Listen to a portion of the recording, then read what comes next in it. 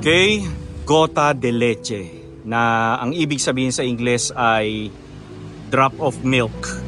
Yan, halika na, labas na tayo. Okay mga Chibero, so part 6 video and wala na tayo sa Quiapo, no? Nandito na tayo sa Sampaloc, Manila. So bali, ito yung dating Lepanto na ngayon ay ang Loyola Street.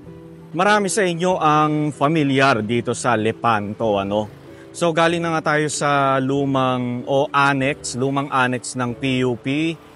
So ngayon naman mga Chibero, puntahan natin yung Heritage House ng Basa Rocco. Ayan, etong bahay na ito, hindi masyadong napupuntahan, ano, o hindi ko nakikita sa mga post online, especially ang Facebook. Ayan. So, ito yung Basa Rocco Heritage House.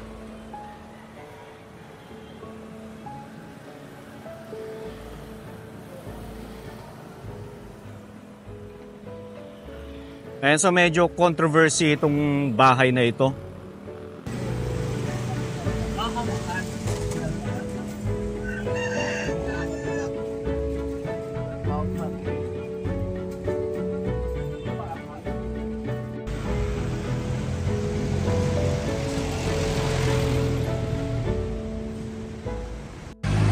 Okay, Basa Rocco Heritage House. Kaya lang hindi natin masyadong tanaw yung bahay.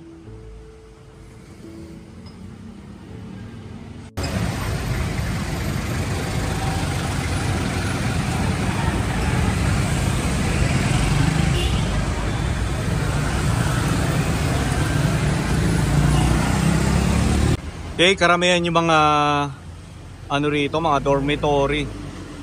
Ayan.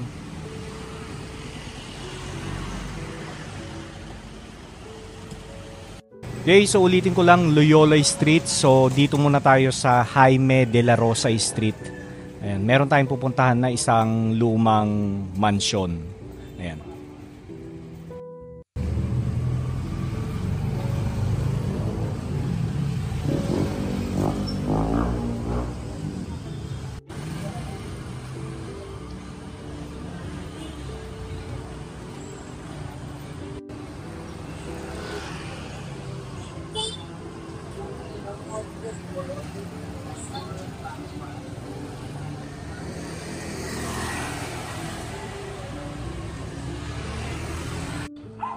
So nakatayo pa rin pala itong bahay na ito. Grabe naman itong mga wiring na to, bababa.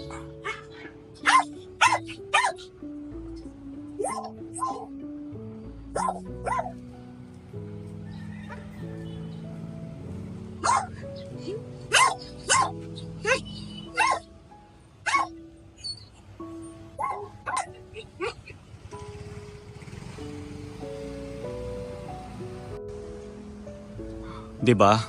So hello wirings, ba't ang baba mo na? Ayan, sana ayusin ng Meralco o PLDT o cable, Sky Cable, or kung sino mang mga kumpanya ang may-ari ng mga wirings na yan, ano? So hindi pala ito yung bahay ni Jaime de la Rosa, no? Ayan, so Uy daw ang pangalan. Pero ang ganda ng mansion, ano? So yung bahay daw ni Jaime de la Rosa, dito daw, oh. Diyan dati nakatayo. Ayan. Tapos yung katabi sa kapatid naman niya. Mamaya lapitan natin yon. So hindi pala ito yung bahay ni Jaime de la Rosa.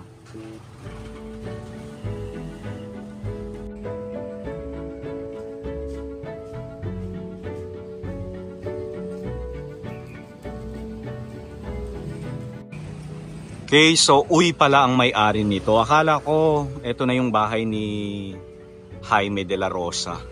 Ayan. So caretaker na lang daw yung nagbabantay dito sa bahay na ito. Ayan. Okay, so itong street na to is Reten Street. Tapos ulitin ko lang, ito ay bahay ng mga Uy family. So tawagin natin siyang Uy Heritage House. Ayan. Puntahan natin kung saan dati nakatayo yung bahay ni Jaime de la Rosa.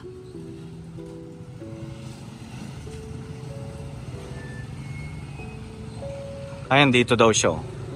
Pero wala na, giniba na. Grabe itong mga wiring na to. Tingnan nyo, abot na abot ko na. Sana man lang itaas nila Pero sayang din itong bahay na to.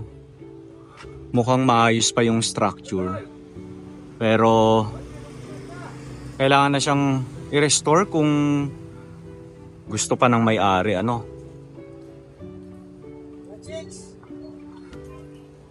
So dito siya dati nakatayo. Ayan. Dito sa condominium na ito o apartment.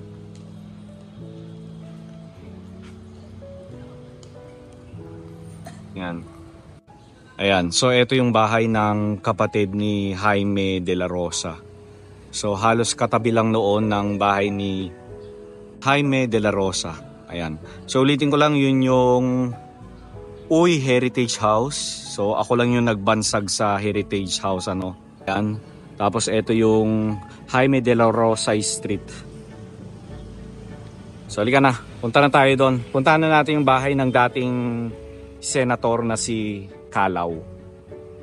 Okay, so yung mga nakapila dito sa DSWD daw sila.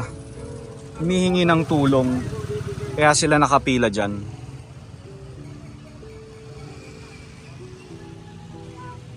Dami nila Kanina pa raw silang madaling araw.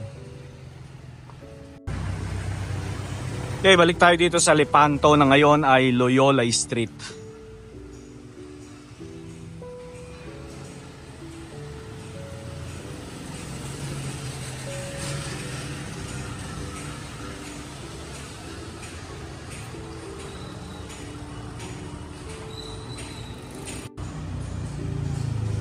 So tingnan nga natin yung bahay ng dating senator na si Calao. So galing na tayo dito 2 years ago and napuntahan na natin itong bahay ni Calao. So tingnan nga natin kung naayos na o ganun pa rin. So ito na yun.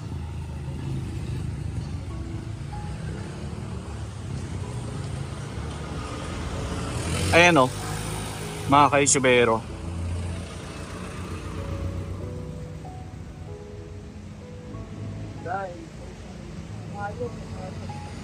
So ganun pa rin May lapit tayo doon. Okay. So ito yung bahay niya. So kung makikita nyo dun sa picture, sa mga old photos ng ancestral house ni Calao, napakaganda na itong bahay na ito. Ayan.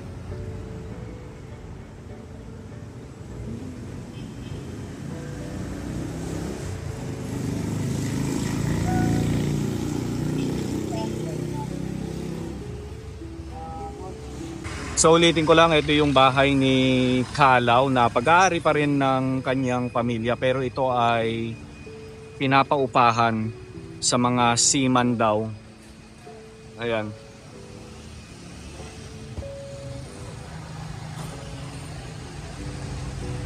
Okay.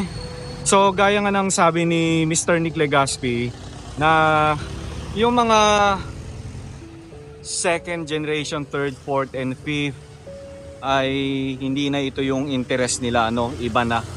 Kaya hindi natin masisisi yung mga nagmana ng mga ganitong pamana, mga lumang bahay na napabayaan na. Kasi kung meron silang interest, I'm sure ito na-restore na nila matagal na. At hanggang ngayon ay inaalagaan pa rin nila.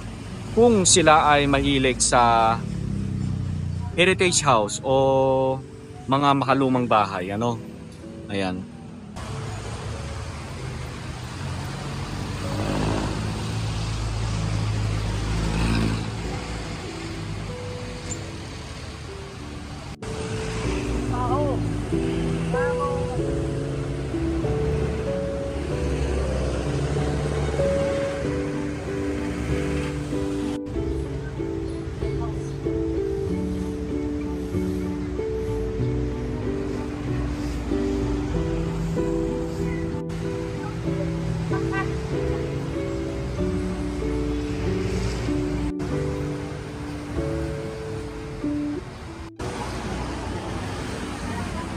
Okay, so ito yung dating Moraita na ngayon ay Nicanor Reyes Street.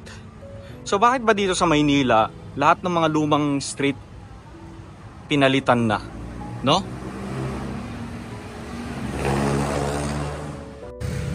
Ayan, kaya dun sa mga kababayan natin na madalas dito noong araw, ako maliligaw na kayo kasi ibang-iba na rito.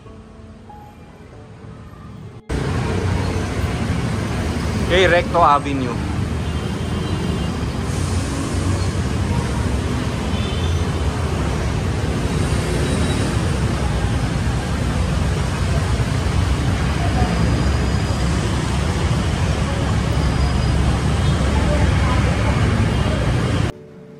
Okay mga Chubero, so nagbabalik tayo dito sa Quiapo and balikan natin si Sir Nick Legaspi. And i-congratulate natin siya kasi nag-trending yung kanyang video dito sa YouTube at saka sa Facebook. Lalong-lalo na sa Facebook, And balikan natin siya. Pero sana hindi siya busy. Sana libre siya para makausap uli natin, Ayan. So eto, Bilibid Viejo na ito mga Kaichubero. Tapos eto, San Sebastian Street. So yan yung San Sebastian Church. Tapos eto lang siya, nasa likuran. Kasi marami sa inyo ang nagtatanong kung paano pumunta rito sa bahay ni Sir Nick, ano yung full address. And actually, hindi kayo maliligaw dito kapag pumunta kayo. Ayan, sana libre si Sir Nick. Para muli natin siyang makausap. Ayan. So, ito yung Casa Consulado. Ayan. So, ito yung bahay ni Sir Nick Legaspi.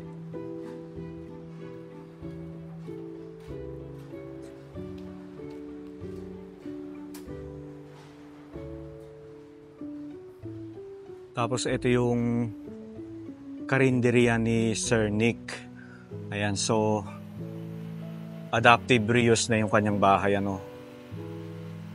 Ayan. Sir Nick! Ano yung binili mo? Be, pakita. Congratulations. Kain muna, kain. Congratulations, Sir Nick. Yes. Oo, ang daming naka-appreciate. Sabi nga, ngayon may nag-ano. O, diba? So, yan yung original na bahay ni Sir Nick. Ganda, sir. So, 95% original, Yes, so, pati yung bubong, Oo, pati talagang- lahat. Talagang na-maintain, Kaya talagang resort ito, unti-unti ibabalik mo yan, pati kulay ng pintura. Oo. Ganda, sir. Galing.